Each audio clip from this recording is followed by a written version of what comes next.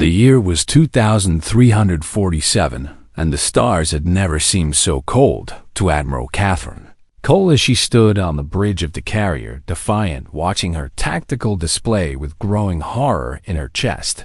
Galactic Coalition had stood for over 300 years as a beacon of unity among the stars, and 12 different species had signed the sacred treaties that bound them together in mutual defense and cooperation, and humanity had been the youngest member, joining only 40 years ago when they first developed faster than light travel. Catherine remembered that day when Earth's diplomats had stood before the Coalition Council, filled with hope and wonder at the idea of joining a community of advanced civilizations, and humanity had believed they were entering a new golden age where they would learn from ancient species and contribute their own unique spirit to the galactic family. But now all of that hope was turning to ash before her eyes. The Vorthan swarm had emerged from the dark regions beyond mapped space 6 months ago, and they were unlike anything the galaxy had ever faced before, and their ships were not built from metal and circuits, but grown from organic matter that pulsed with a terrible hunger, and they did not negotiate or trade or make peace, because they existed for only one purpose, which was to consume everything in their path. 17 colony worlds had already fallen to the swarm across 4 different star systems, and the reports from those worlds had been nightmares brought to life as the Vorthan harvested entire populations to fuel their ever-growing fleet. And Catherine had seen the footage of cities being consumed, and she still could not sleep without seeing those images in her dreams. "Admiral, we have a problem," said Commander Daniel Price, her second in command, as his voice cut through the tension on the bridge. Catherine turned to look at him and saw that his face had gone pale as he stared at his tactical screen. And she walked over to stand beside him, and what she saw made her blood run cold.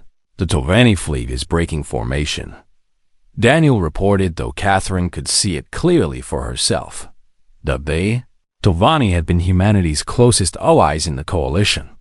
With their graceful crescent-shaped vessels and their philosophical approach to life, and they had been the ones who sponsored humanity's membership in the Coalition and defended them when other species questioned whether such a young civilization belonged among the stars. And now those beautiful ships were turning away from the defensive line and accelerating toward the safety of Torvani space. "Get me Admiral Vex on communications now," Catherine ordered, trying to keep her voice steady even as her heart pounded in her chest. "They're not responding, Admiral," replied Lieutenant Amy Brooks from the sensor station, and her voice cracked with disbelief as she spoke. Catherine watched as more and more Torvani ships peeled away from the formation. And then the Malvoxi followed with their heavy battle cruisers that humanity had always counted on to hold the line in any engagement, and the Malvoxi were supposed to be the warriors of the Coalition, feared throughout the galaxy for their combat prowess, and even they were running. "The Centauri Collective is powering up their jump drives," Amy reported, and Catherine could hear the young woman struggling not to cry as she spoke. One by one, every single Coalition species turned their ships and fled toward their home territories, leaving the human fleet alone in the void. And Catherine counted the vessels remaining on her display and found 47 human ships facing an armada of over 600 Vorthan warships. "They left us," whispered Daniel as he stared at the display with empty eyes, and Catherine had never seen him look so lost, because he had always believed in the Coalition and in the bonds between species. "Yes, they did," Catherine replied, and she was surprised by how calm her own voice sounded even as rage began to build in her chest. She thought about Earth with its 8 billion people, and she thought about the 12 colony worlds that humanity had built over the past 4 decades, and she thought about the 31 billion human souls who now stood in the path of the swarm with no one to help them.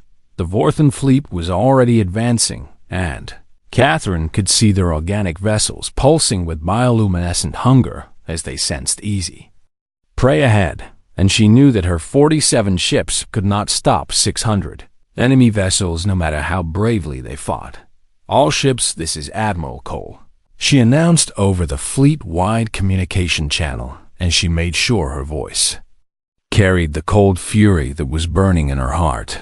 Our allies have abandoned us, and they have run away to hide behind their borders while the swarm comes to devour all worlds, and they have calculated that humanity is expendable and that our deaths will buy them time to prepare their own defenses. She paused and let the weight of betrayal sink in for every human crew member listening to her words. They have made a terrible mistake, and they will learn that humanity does not die quietly. And all ships fall back to the Sol system immediately, because we will make our stand at home, and we will show the entire galaxy what happens when you leave humanity to face death alone.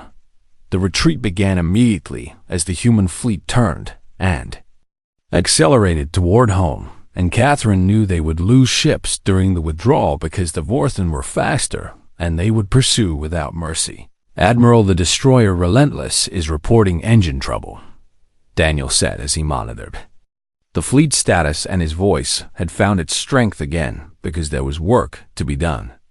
Tell Captain Morrison to do what he can, and if he cannot keep up, then he knows what to do.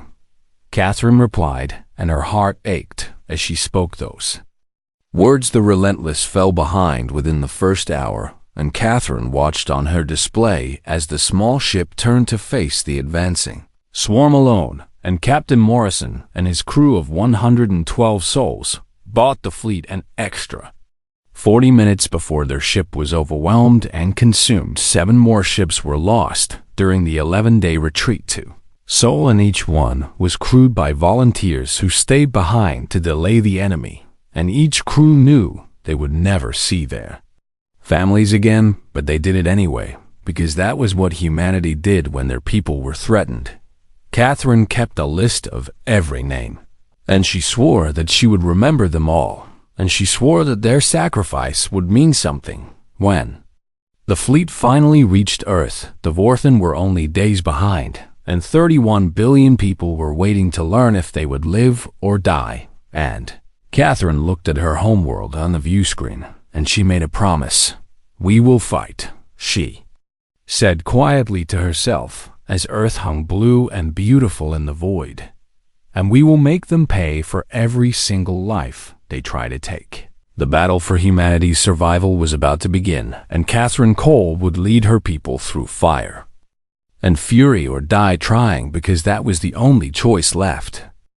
Earth had not known total war in over 200 years, and the last great conflict between human nations had ended long before anyone alive today was born.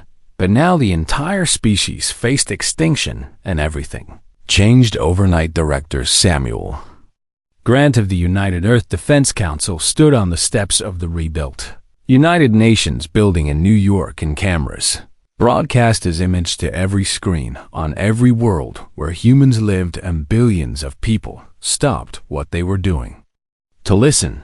"Citizens of Earth and all human worlds, I come before you today with the heaviest heart I have ever carried," Samuel began, and his voice was steady, but those who knew him could see the pain in his eyes. "Our coalition allies have abandoned U.S., and they have fled to their home territories and closed their borders, and they have left humanity alone to face the Vorthen swarm. And make no mistake about what this means, because the Vorthen are coming, and they intend to consume every single one of us." He paused and let the terrible truth sink in for everyone listening. "But I did not come here to tell you to despair, because humanity has faced extinction before, and we have survived ice ages and plagues and wars that killed hundreds of millions, and we have always found a way to endure, and we will find a way now." Samuel straightened his shoulders, and when he spoke again, his voice rang with determination.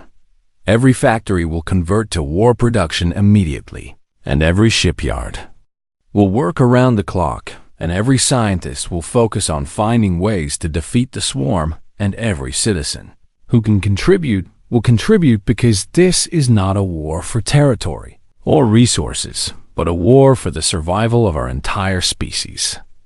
Response was immediate and overwhelming as humanity mobilized for total war on Mars.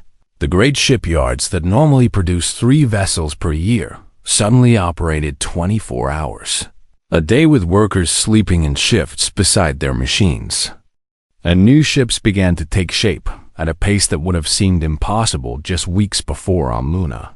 The mining operations that extracted precious metals from the moon's crust converted to producing weapons and ammunition and ore processors that had never produced anything more dangerous than refined titanium now churned out missiles and railgun rounds in Earth itself. Factories that had made consumer goods for generations stripped out their old equipment and installed new machines capable of building the components needed for warships, and workers who had spent their lives making household appliances now assembled targeting systems and reactor cores. And in the Armstrong Research Station on Luna, a team of scientists worked on something that might give humanity a chance. Dr. Elizabeth Harris had not slept in 4 days, and her eyes were red, and her hands shook from too much caffeine, but she refused to rest, because every hour she spent sleeping was an hour Dvorthan came closer to Earth.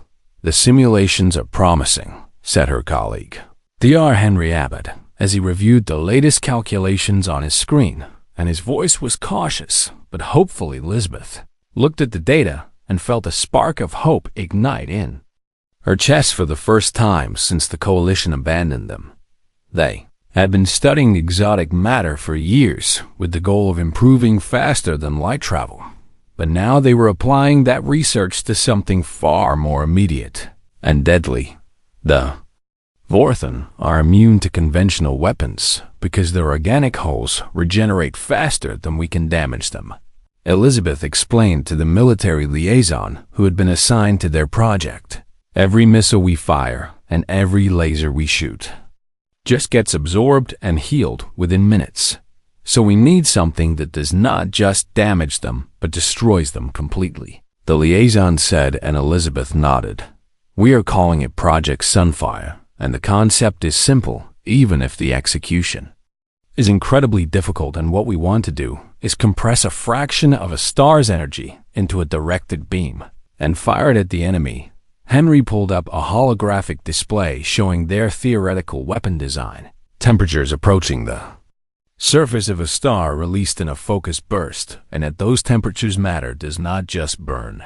It ceases to exist at the molecular level, and there is no regeneration from that because there is nothing left to regenerate.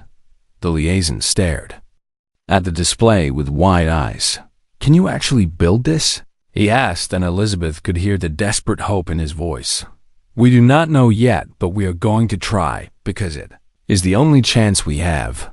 Meanwhile, Admiral Catherine Cole coordinated the defense from orbit above Earth, and she had 41 warships remaining from the retreat. But reinforcements were coming from every corner of human space mining ships were being fitted with weapons and armor, and cargo haulers were being converted into missile platforms, and even luxury yachts owned by wealthy citizens were being donated and transformed into light attack craft. We will have nearly 300 vessels by the time the Vorthan arrive, reported Commander Daniel Price as he reviewed the fleet status. Though most of them will be fragile compared to true warships. Numbers matter, Catherine replied. Even a converted mining ship can carry missiles, and every missile we fire is one more chance to hurt them. She gathered her captains for a strategic meeting, using holographic communications to display their faces in a circle around her. I will not lie to you about our chances, because we face an enemy that outnumbers us and outguns us and has never been defeated by any species in the galaxy.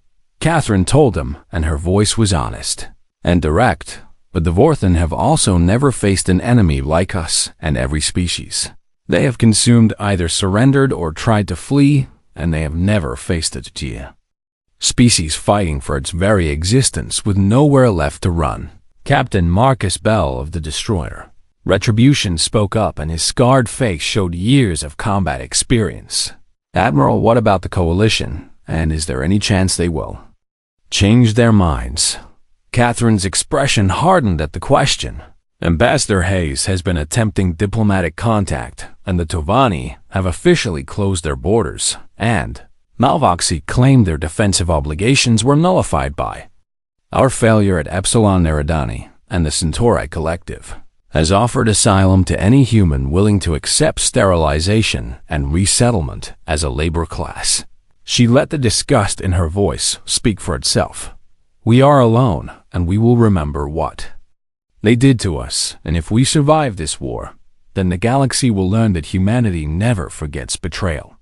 The captains nodded with grim determination, and Catherine dismissed them to prepare their ships and crews for the battle to come that night.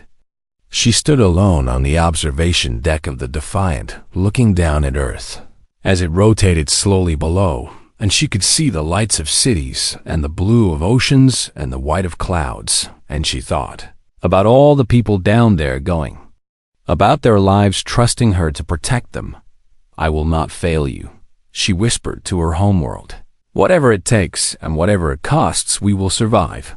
The Vorthen were coming, and humanity was preparing to meet them with everything they had. The Vorthen swarm arrived on the 47th day after the betrayal, and their emergence from faster-than-light travel lit up every sensor array in the Sol system like a nightmare coming to life. Admiral Catherine Cole stood on the bridge of the Defiant, watching as 612 enemy vessels materialized at the edge of human space, and their organic hulls glistened with bioluminescence that pulsed in patterns that seemed almost hungry, and Catherine had read reports about this phenomenon, but seeing it in person made her stomach turn. Confirmed count is 612 hostile vessels, Admiral, reported Lieutenant Amy Brooks from the sensor station, and her voice was steady despite the fear that Catherine could see in her eyes. Understood, Catherine replied, and she activated the fleet-wide communication channel. All human vessels, this is Admiral Cole, and the enemy has arrived, and today we fight for everything we love and everyone we hold dear. The human fleet had grown to 287 vessels during the weeks of preparation, and they were arranged in defensive formations throughout the inner system, and Catherine had positioned her main battle fleet near Mars, where they would make their primary stand. But first, the enemy would have to get through the outer defenses. Activate the automated platforms, Catherine ordered. Throughout the asteroid belt and among the moons of the outer planets, humanity had hidden thousands of automated weapon platforms, and these stations had been built in secret, using every spare resource available, and each one carried nuclear missiles and railgun batteries. The Vorthen fleet advanced confidently toward the inner system, expecting easy prey, and Catherine watched as they passed the first line of hidden platforms. Fire, she commanded. Space erupted in violence as thousands of missiles launched from concealed positions and railgun rounds crossed the void at incredible speeds, and the Vorthen vessels were struck by weapons from every direction. Catherine watched the tactical display as explosions blossomed across the enemy fleet, and for a moment she felt hope surge in her chest, but then the hope died as she saw the Vorthen ships beginning to heal. Their regeneration is as fast as the reports indicated, Daniel said grimly as he watched the enemy vessels repairing themselves in real-time hulls. Inorganic hulls sealed over within minutes, and damaged systems regrew from the living tissue of the ships, and missiles that had struck deep into enemy vessels were pushed out as new flesh grew to replace what had been destroyed. We knew this would happen, Catherine reminded him. The point was not to destroy them, but to slow them down and gather information. She studied the enemy formations as they continued to advance, and she noted how they moved and how they reacted to attacks from different angles, and every piece of data would be valuable in the battle to come. Admiral, the Vorthen are accelerating, Amy reported. They will reach Mars orbit in approximately 6 hours. Then we have 6 hours to bleed them, Catherine replied. All escort groups engage at will and make them pay for every kilometer they advance. Captain Patricia Dunn of the frigate Harrier received the order and felt a grim smile cross her face as she turned to her crew of 43 brave souls. "You heard the Admiral, and we are going hunting," Patricia announced. "Helm, take us into attack formation. And weapons prepare for rapid-fire sequences." The Harrier was a small ship, barely 100 meters long and armed with lasers and light missiles, but Patricia had not survived 15 years in the Navy by being timid. Her squadron consisted of 5 frigates, all crewed by volunteers who knew the risks, and they accelerated toward a cluster of Vorthan vessels that had separated slightly from the main fleet. "Target their sensory organs," Patricia ordered. "We cannot kill them, but we can blind them." The frigates swept into the enemy formation with weapons blazing and lasers struck at the organic eyes that covered the Vorthan hulls, and missiles detonated against sensory clusters that the ships used to navigate and coordinate. The Vorthan tried to respond, but they were confused by the speed and aggression of the attack, and their weapons fired wildly as the small human ships danced between them. "Break and reform," Patricia commanded as her squadron completed their attack run, and the frigates scattered in different directions before regrouping at a safe distance. 2 of her 5 ships did not make it back, and the frigate Dagger was caught by concentrated Vorthan fire, and the frigate Swift was rammed by an enemy vessel that moved faster than anyone expected. But the Vorthan cluster had been delayed by nearly an hour as their blinded ships struggled to regenerate their sensory organs. Similar attacks played out across the system as human squadrons struck at the enemy flanks and withdrew before they could be overwhelmed, and each attack cost lives. But each attack also bought time. "Admiral, we are receiving reports from all sectors," Daniel said as he compiled the data. "We have lost 23 vessels in the harrying actions, but we have delayed the enemy advance by approximately 4 hours total." Catherine nodded, though her heart ached for every crew they had lost. 4 hours is 4 hours more for Earth to prepare, and 4 hours more for Project Sunfire. She said, "Order all surviving escort groups to fall back to the main fleet." The main engagement began near Mars orbit as 108 human warships moved to intercept the Vorthan advance, and Catherine positioned herself at the center of the formation aboard the Defiant with her most powerful vessels surrounding her. "All ships weapons free," she announced. "Make them bleed." The battle became a storm of fire and fury as human weapons hammered the Vorthan fleet and missiles detonated against organic hulls, and lasers burned through living tissue, and railgun rounds punched deep into enemy vessels. The Vorthan responded with their own weapons, which fired streams of corrosive biological matter that could eat through metal and energy, beams that seemed to drain power from human shields.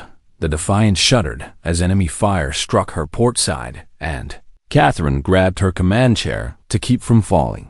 "Hull breach on decks 7 through 9. Reported damage control. We have lost the port missile batteries. Seal those decks and keep firing," Catherine ordered, and her knuckles were white on the arm of her chair, but her voice remained calm around. But the bridge crew worked with desperate efficiency, and no one panicked. Because there was no time for panic and only time for fighting. "The carrier Resolution is reporting critical damage," Amy announced. "Captain Wells is ordering abandoned ship." Catherine watched on her display as escape pods launched from the dying carrier, and she prayed that some of them would make it to safety. The battle raged for 6 hours, and humanity lost 89 vessels, including the carriers. Unity and perseverance, and thousands of brave men and women died in the void fighting for their species, but they held the line, and they held it long enough for Project Sunfire to arrive. When allies fled, humanity struck back with fire and fury. The carrier Artemis was an old ship, and she had been one of the first vessels humanity built after joining the coalition, and her hull showed the wear of 40 years of service, but her captain knew she had one more mission left in her. Captain Grace Palmer stood on the bridge of the Artemis, watching the battle unfold on her tactical display, and she had commanded this ship for 12 years and knew every creak and groan of her aging frame.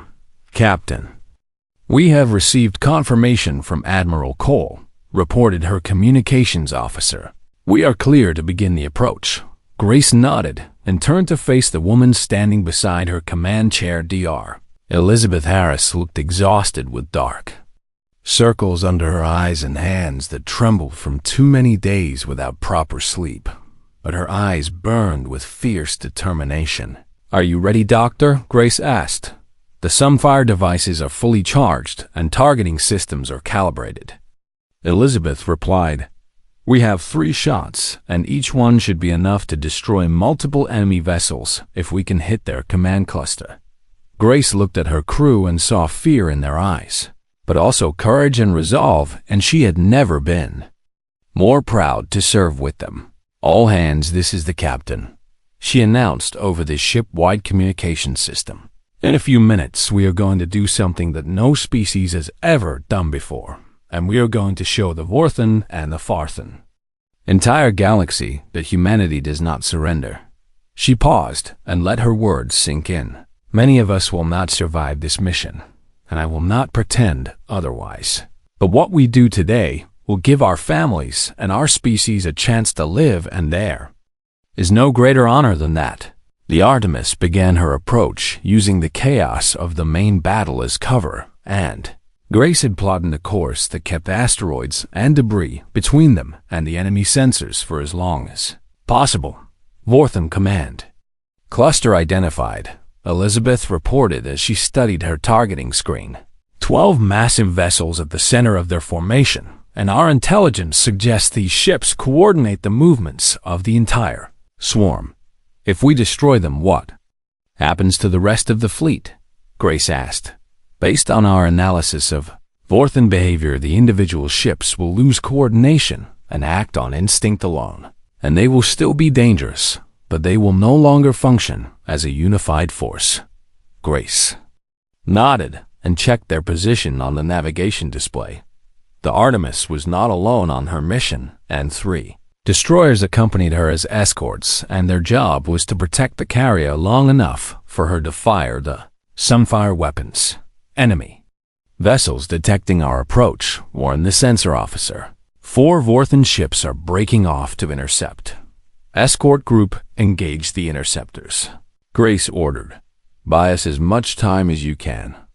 The 3 destroyers accelerated toward the incoming enemy, and their weapons opened fire as they closed the distance, and Captain Marcus Bell of the destroyer Retribution led the charge.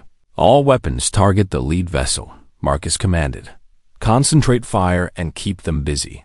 The destroyers fought with everything they had, and missiles and lasers hammered the Vorthan ships, and the enemy vessels began to regenerate from the damage, but the attack forced them to slow their pursuit of the Artemis. "We have lost the destroyer Valiant," reported the communications officer, and Grace felt her heart clench at the news. Valiant had been crewed by 120 souls who had volunteered, knowing they might not return. "Their sacrifice will be honored," Grace said quietly. "Maintain course and prepare to fire." The Artemis reached optimal firing position, and Elizabeth worked frantically at her targeting console, making final adjustments to the Sunfire device. "Target locked on the command cluster," she announced. "Weapon is at full power and ready to fire on your command." "Captain." Grace took a deep breath and looked at the tactical display one last time, and she could see the massive Vorthan command vessels pulsing with that terrible bioluminescence, and she thought about everyone who had died to get them to this moment. "Fire," she commanded. Sunfire device activated and released energy that human science had said was impossible to harness, and a beam of stellar fire crossed the void in an instant, moving at the speed of light toward the enemy. The beam struck the Vorthan command cluster at temperatures approaching the surface of a star. Catherine Cole watched from the bridge of the Defiant as something incredible happened, and the massive enemy vessels did not regenerate from the attack because there was nothing left to regenerate. 12 Vorthan command ships, each one larger than any human vessel, simply ceased to exist. and they were vaporized into elementary particles in less than a second, leaving nothing behind but expanding clouds of heated gas. Direct hit, Daniel shouted, and Catherine could hear the disbelief and joy in his voice. The command cluster is destroyed. The effect on the Vorthan swarm was immediate and dramatic as vessels that had been moving with perfect coordination suddenly became erratic and confused, and ships collided with each other as they lost the guidance of their command vessels. All ships, this is Admiral Cole, Catherine announced, and her voice rang with triumph. The enemy is disrupted, and all units attack now and push them back and make them pay for every human they have killed.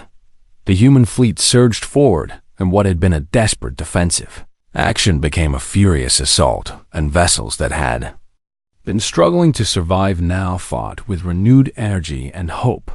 The Artemis fired twice more, and each shot destroyed dozens of Vorthan vessels, creating massive gaps in the enemy formation that human ships exploited ruthlessly. But the Vorthan were not finished, and they recognized the threat posed by the carrier and concentrated their remaining forces on destroying her. Multiple enemy vessels converging on our position, warned the sensor officer. Impact in 2 minutes. Grace looked at her ship status and saw that the engines were failing and the shields were nearly depleted, and she knew they could not escape. All hands abandon ship, she ordered. Get to the escape pods immediately. Elizabeth shook her head when Grace looked at her. The automated targeting systems are damaged, and someone needs to stay and fire the last Sunfire device manually. Grace understood what Elizabeth was saying, and she nodded slowly. Together then, she said. The crew evacuated as Grace and Elizabeth remained on the bridge and the Phi. Artemis shook violently as enemy weapons struck her hull, but they held their position. Final target locked, Elizabeth reported. The largest concentration of remaining enemy vessels. Grace placed her hand on the firing control and looked at Elizabeth with gratitude. Thank you for giving us a chance, Doctor. Thank you for getting us here, Captain. Grace pressed the firing control, and the last Sunfire device released its fury, and over 100 Vorthan vessels were immolated in a single moment of stellar fire.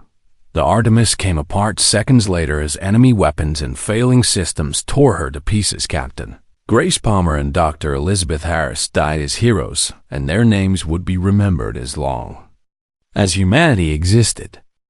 The destruction of the Vorthan command cluster changed everything, and the once coordinated swarm became a chaotic mass of individual ships acting on instinct alone, and Admiral Catherine Cole intended to exploit that chaos to its fullest.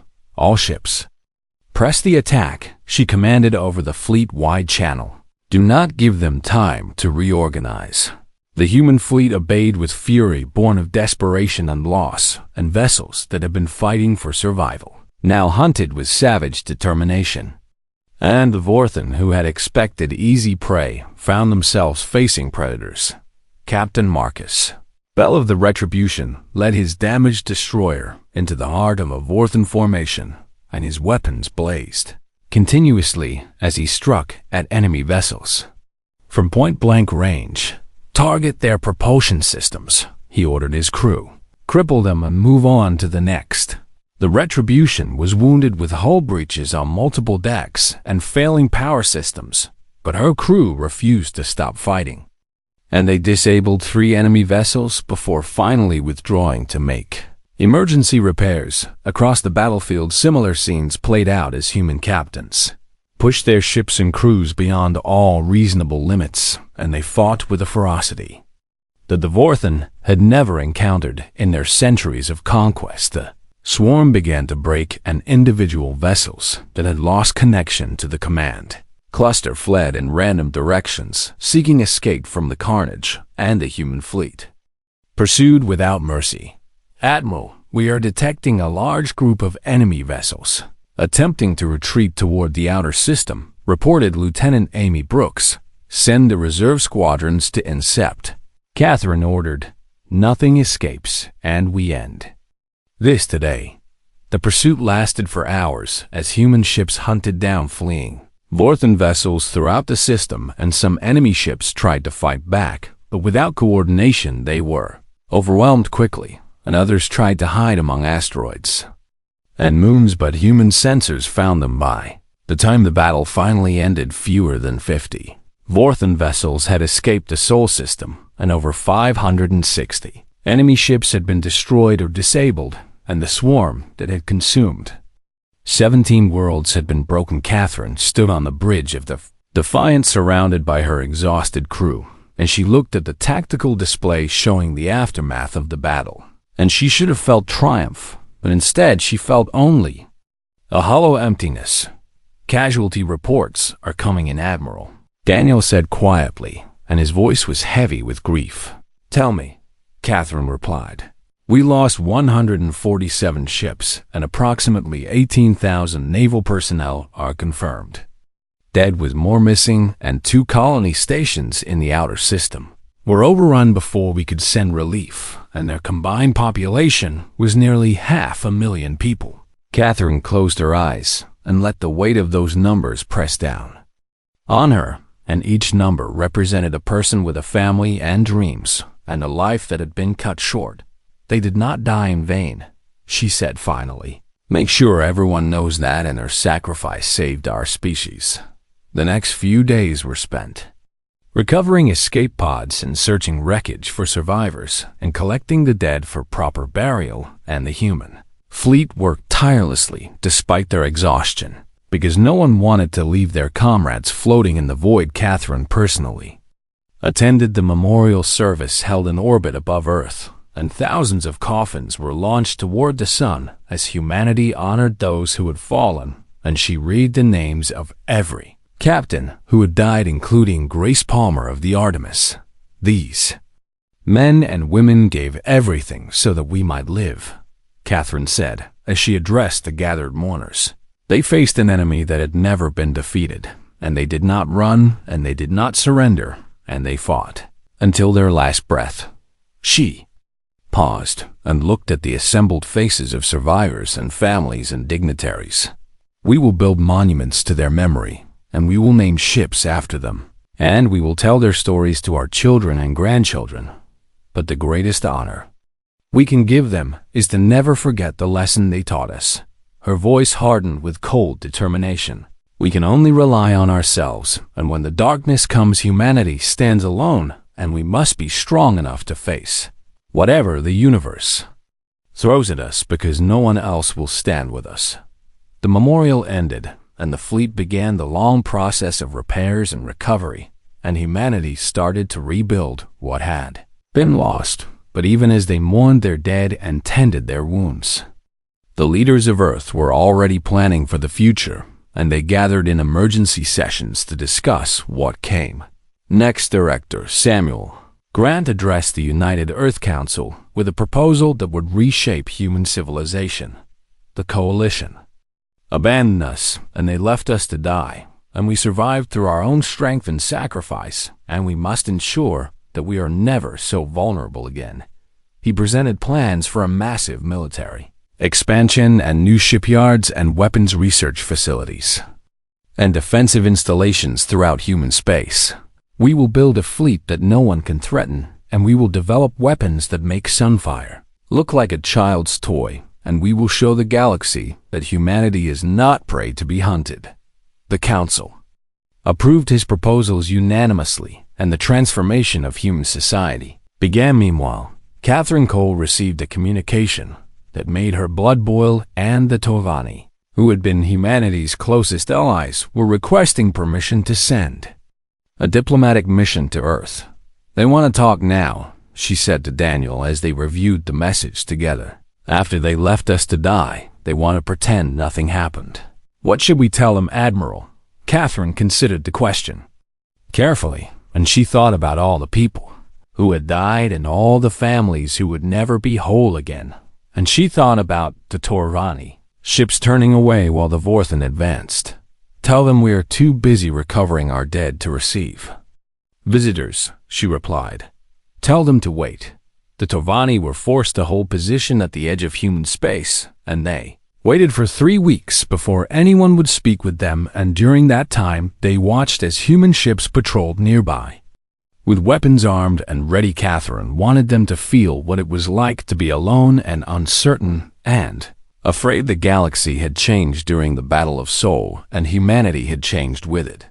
And the hopeful young species that had joined the coalition seeking friendship and cooperation was gone. In its place stood something harder and stronger and more dangerous, and a species that had learned the true nature of the universe and refused to be victims.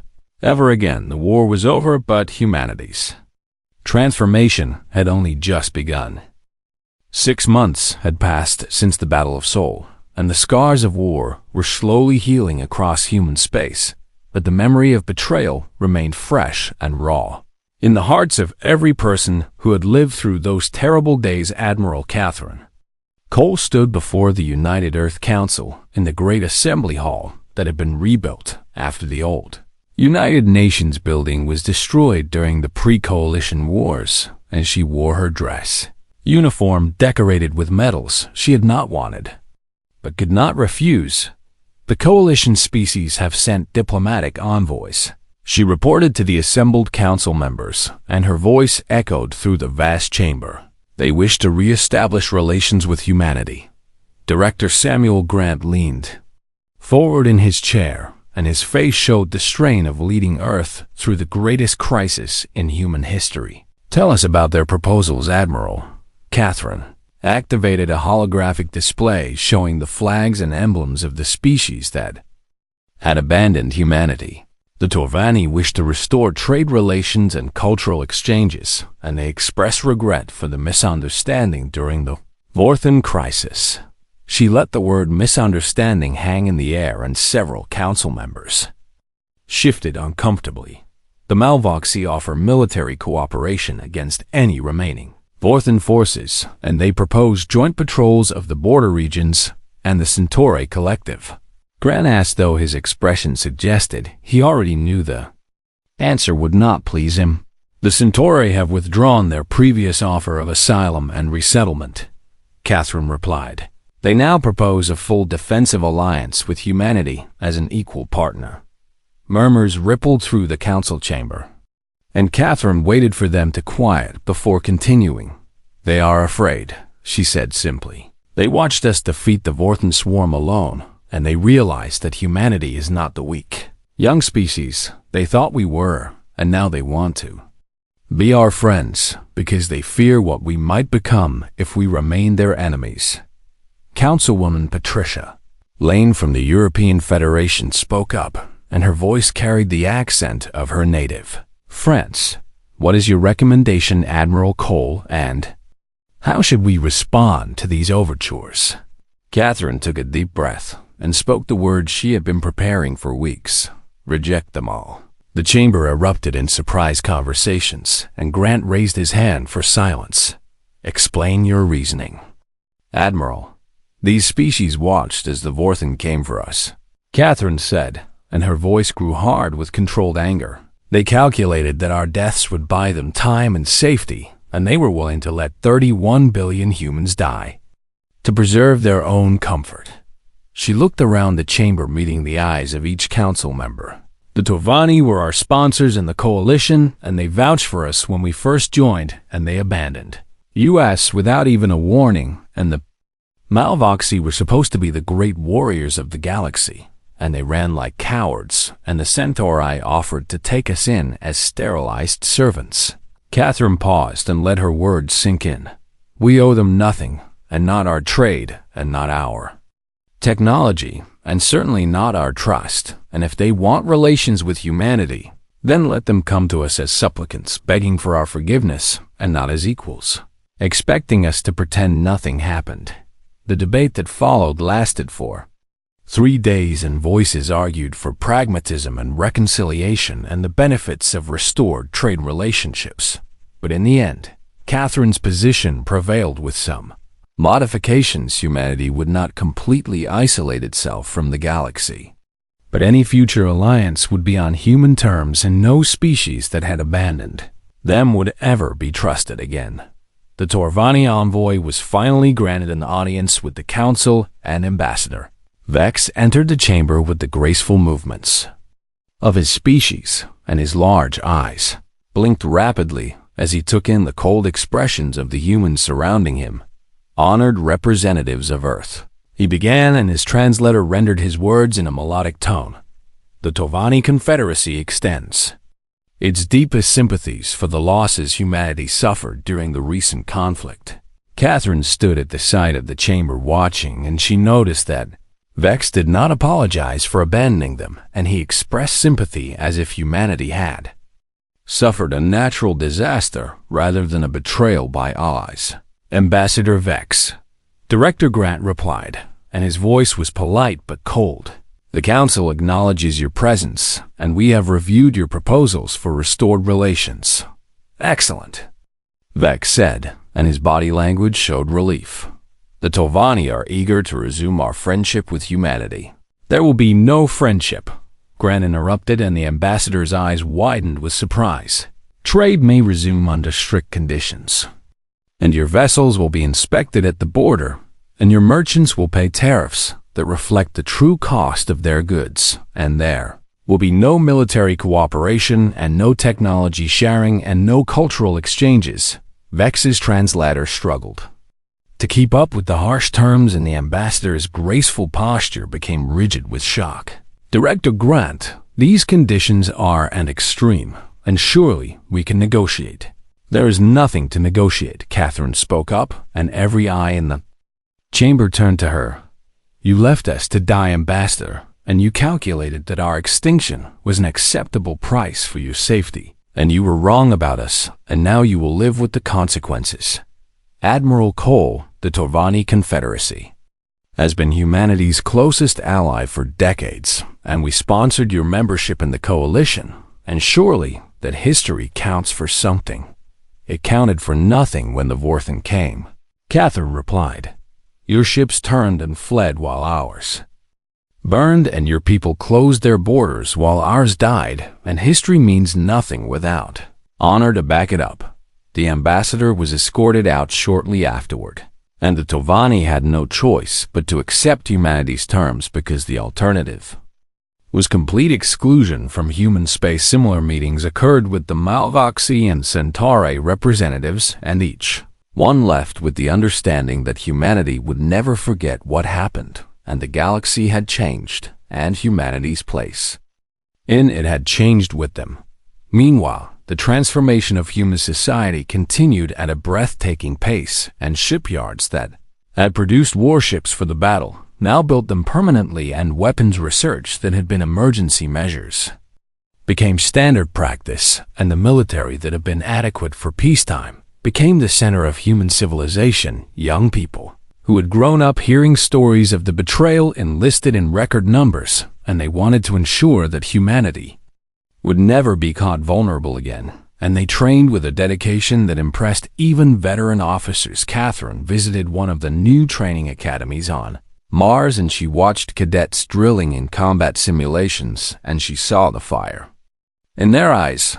They are motivated, observed Captain Marcus Bell, who had been promoted and assigned to oversee training operations. They are angry, Catherine replied. And anger is useful, but we need to make sure it does not consume them. Respectfully, Admiral, I think anger is exactly what we need right now, and these young people understand that the universe is not kind and that survival requires strength, and they are ready to be strong. Catherine nodded slowly, and she understood what Marcus was saying, and she had felt the same anger herself. Just make sure they remember why we fight, she said. We fight to protect, not to conquer, and we fight because we must, not because we want to. And the day we forget, that is the day we become the monsters. Marcus saluted and returned to his duties, and Catherine walked through the academy watching the next generation of human warriors being forged. The betrayal had wounded humanity deeply, but it had also awakened something in them, and a determination to never again be prey, and a resolve to stand on their own no matter what the cost. Galaxy had wanted them to die quietly, but they had survived, and now they would show everyone what humanity could become. 2 years had passed since the Battle of Sol, and the Sol system had transformed from a peaceful center of human civilization into a fortress. Bristling with weapons and defensive installations and orbital platforms circled every major planet ready to unleash destruction on any threat. Admiral Catherine Cole stood in the observation lounge of Sentinel Station, watching as the first of a new class of warships completed its final construction phase, and the dreadnought Vengeance was the largest vessel humanity had ever built, and she embodied everything that humanity had become since the betrayal. "She is beautiful," said Rear Admiral Marcus Bell as he joined Catherine at the window, and his voice carried the admiration of a warrior looking at the ultimate instrument of war. "She is necessary," Catherine replied, and her tone was more measured. "I sometimes wonder if we have gone too far in the other direction, and if we have let our fear turn us into something we should not be." Marcus frowned at her words and turned to face her directly. "Admiral, with respect, we are stronger now than we have ever been, and Sunfire weapons have been refined and miniaturized, and every major warship carries them, and no one in the galaxy can threaten us now." "That is what worries me," Catherine admitted. "I remember what we were before the Vorthon came, and we were hopeful and curious and eager to learn from the galaxy. And now we are suspicious and isolated and armed to the teeth." "We were naive before," Marcus said, and his voice hardened. "We trusted species who did not deserve trust, and we believed in alliances that were worthless, and we almost paid for that naivety with extinction." Catherine nodded because she could not argue with his logic, and the Coalition had abandoned them, and that betrayal had to shape their future. "Just promise me something, Marcus," she said. "Promise me that you will remember why we build these ships and why we train these soldiers, and it is to protect our people, not to dominate others. And the moment we forget that distinction is the moment we lose ourselves." Marcus considered her words carefully and then nodded. "I promise, Admiral, and I will make sure the crews under my command understand." That is well. The Vengeance launched the following week with Marcus Bell in command, and her maiden voyage took her on a patrol of the borders of human space, and everywhere she went, the message was clear to anyone watching: humanity was no longer the weak young species that could be abandoned and sacrificed, and humanity was now a power to be respected and feared.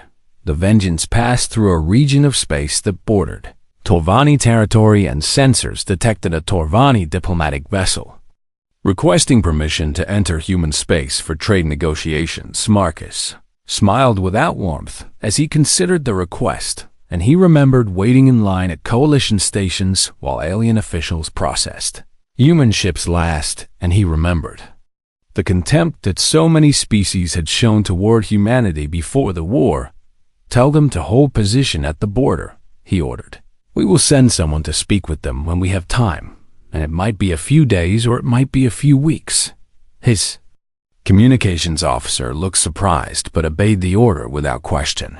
"Let them experience what it feels like to wait while others decide their fate," Marcus said to his bridge crew. "Let them understand that the balance of power has shifted." Torvani vessel waited at the border for 12 days before a human customs ship arrived to process their request, and during that time they watched the Vengeance patrol nearby with weapon systems clearly visible. Meanwhile, on Earth, Dr. Henry Abbott continued the work that Elizabeth Harris had started, and his team had refined the Sunfire technology far beyond its original design. And the new weapons were smaller and more powerful, and could be deployed on vessels of almost any size. "We have also developed defensive applications," Henry explained to a gathering of military officials at the Armstrong Research Station. "The same principles that create the Sunfire beam can be used to generate protective fields that vaporize incoming projectiles." General Lisa Parker of the Earth Defense Force studied the technical specifications with interest, and her responsibilities included planetary defense, and she was always looking for ways to better protect human worlds. how soon can we deploy these systems? She asked. We already have prototypes installed on 3 orbital platforms. Henry replied, full-scale production could begin within 6 months if you approved the funding. The funding was approved that same day, and work began immediately on the next generation of human defenses, and within a year every major human installation would be protected by Sunfire Shield technology. The galaxy watched humanity's transformation with growing unease, and species that had once dismissed humans as insignificant. Newcomers now sent intelligence operatives to study their military capabilities, and diplomatic analysts tried to predict human intentions. The Centauri Collective was particularly concerned because they had openly offered to accept humans as a servant class, and that insult had not been forgotten, and they feared that one day human ships might appear in their space seeking revenge. Ambassador Trell of the Centauri requested an urgent meeting with human officials, and he brought gifts and promises and assurances of respect. The collective wishes humanity to know that we deeply regret any misunderstanding during the Vorthan crisis, Trell said, and his insectoid features made his expressions difficult to read, but his body language suggested nervousness. Catherine Cole attended the meeting as a military advisor, and she watched Trell with cold eyes. There was no misunderstanding, Ambassador, she replied. Your government offered to accept human refugees as sterilized labor, and that was not a misunderstanding, and that was an insult that we will never forget. Trell's wings buzzed with agitation, and his translator struggled to convey his response. The collective was only trying to offer sanctuary, and the conditions were perhaps poorly worded, but the intention was generous. The intention was to profit from our destruction. Catherine said, your government calculated that humanity would fall, and you wanted to harvest whatever survivors you could as cheap workers. And you did not care about saving us, and you only cared about exploiting us. The meeting ended without any agreement, and the Centauri ambassador returned home to report that humanity would not be easily appeased, and the collective began building up their own defenses, fearful of what the future might bring back on Earth. Catherine walked through the memorial garden that had been built to honor those who died in the Battle of Seoul, and she found the statue of Grace Palmer and Elizabeth Harris standing together, and the sculptor had captured something of their determination and sacrifice. We won, Catherine said quietly to the bronze figures. We survived, and we became strong, and I hope you would be proud of what we have built. She paused and looked at the names carved into the walls surrounding the garden, and thousands of names representing thousands of lives cut short. I hope we have not lost ourselves in becoming strong, she added. I hope we can remember how to be more than just warriors. The wind stirred the leaves of the memorial trees, and Catherine stood in silence for a long time, thinking about the past and the future and what humanity would become in the years ahead. The betrayal had forged them into something new and powerful, but she wondered if they could also find a way to be something more, and if strength and compassion could coexist in the species that humanity had become. 5 years after the Battle of Seoul, humanity received a distress call from the Tovani Confederacy, and the species that had abandoned them to the Vorthan was now facing a threat of their own. Admiral Catherine Cole read the urgent transmission in her office aboard Sentinel Station, and she felt a complicated mixture of emotions as she absorbed the information. A new enemy had emerged from a different region of unexplored space, and they called themselves the Krath Dominion, and they had attacked 3 Torvani colony worlds without warning, and their weapons were devastating, and their tactics were brutal. The Tovani are requesting assistance, reported her aide Lieutenant Commander Stephen Burke. They are invoking the old coalition mutual defense treaties. Catherine laughed, and the sound held no humor. The same treaties they violated when they abandoned us, she said. The same obligations they claimed were void when the Vorthan came for Earth. Yes, Admiral, and they acknowledged that. Their position is difficult, but they are desperate. Catherine dismissed. Birkin sat alone with her thoughts for a long time, and she considered what this moment meant for humanity, and, for herself. The Torvani had betrayed them, and they had left humanity to die, and every instinct in Catherine's body screamed that they should return the favor and let the Torvani face the Krath alone, just as humanity had faced the Vorthan alone. But she also remembered who humanity had been before the betrayal, and she remembered the hope and idealism that had driven them to seek out other species and join the coalition in the first place. And she wondered if that version of humanity was completely dead or if it was still alive somewhere deep inside them. She requested a meeting with Director Grant and the United Earth Council, and she presented the situation without recommendation and let them debate. We should ignore their request, argued Councilman Victor Nash of the North American Union. They left us to die, and they deserve whatever happens to them. If we let them fall, the Krath will become more powerful, countered Councilwoman Patricia Lane. A new threat that has consumed the Torvani will eventually turn its attention to us. Then we will destroy them too, Victor replied. We have the Sunfire weapons and the strongest fleet in the galaxy, and no one can threaten us now. The debate continued for hours with passionate arguments on both sides, and Catherine listened and waited for the right moment to speak. Finally, Director Grant turned to her. Admiral Cole, you have been silent through most of this discussion, and we would like to hear your perspective. Catherine stood and faced the council, and she spoke carefully, choosing her words with precision. 5 years ago, I stood before this council and recommended that we reject all attempts at reconciliation with the species that abandoned us, and I believed then that we should never trust them again, and I still believe that. She paused, and several council members nodded in agreement. But I have also spent 5 years watching what we have become, and I have seen us build weapons of incredible power, and I have seen us isolate ourselves from the galaxy, and I have seen young people grow up knowing nothing but suspicion and fear. Her voice grew thoughtful and measured. The Torvani betrayed us, and that is true, and it will always be true. But if we let them die when we have the power to help them, then we become something worse than they were, and we become a species that lets others suffer out of spite. They would have let us suffer, Victor protested. Yes, and that is why what they did was wrong. Catherine replied, if we do the same thing, then we prove that we are no better than them, and we prove that the betrayal did not just wound us, but destroyed everything good about who we used to be. The chamber fell silent as the council considered her words. What are you recommending, Admiral?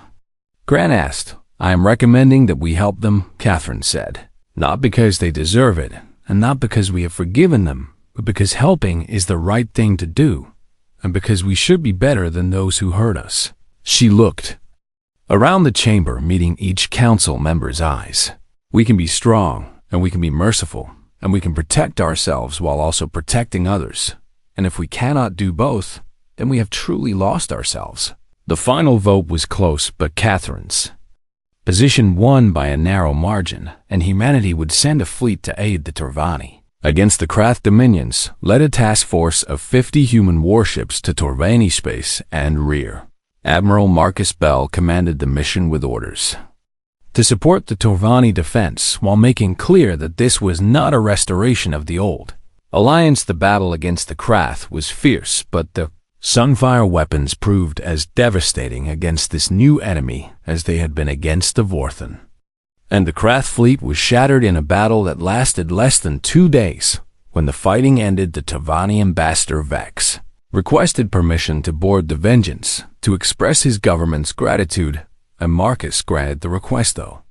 He felt uncomfortable with the entire situation. Vex entered the conference room with the same graceful movements that Catherine had observed years before, and his large eyes were wet with emotion.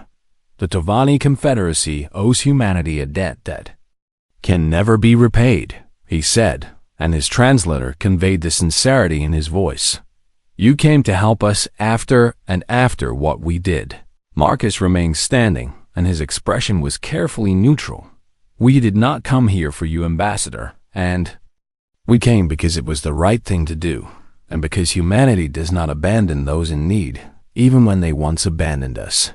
Vex's eyes widened at the pointed reminder. "We know we do not deserve your help," he admitted, "and we know that our actions during the Vorthan crisis were unforgivable."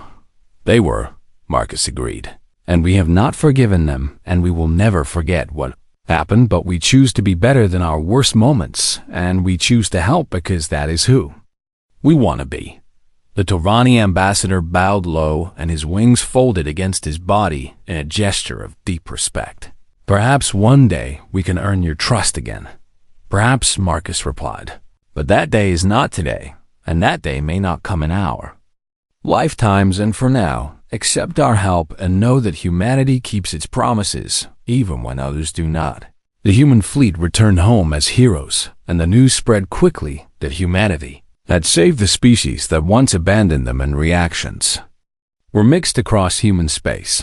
Some felt pride that humanity had proven itself morally superior to those who betrayed them, and others felt angry that resources had been spent protecting those who deserved none. Catherine Cole stood at her window on Sentinel Station watching ships come and go, and she felt a quiet satisfaction that humanity had passed a test they had set for themselves. "We came to the galaxy as hopeful newcomers," she said, softly remembering her own words from years before. "And we learned that the universe was cold, and that alliances meant nothing when tested, and we became strong because we had to." She turned to face the memorial display she kept in her office, showing images of those who died in a battle of soul. "But we also learned that strength without compassion is just another form of weakness, and that being powerful does not mean we have to be cruel." The galaxy had wanted humanity to die quietly, and instead humanity had survived and grown and become something neither weak nor ruthless, but strong enough to protect themselves and good enough to protect others. They had been forged in fire and fury, but they had not lost their humanity, and that was perhaps the greatest victory of all.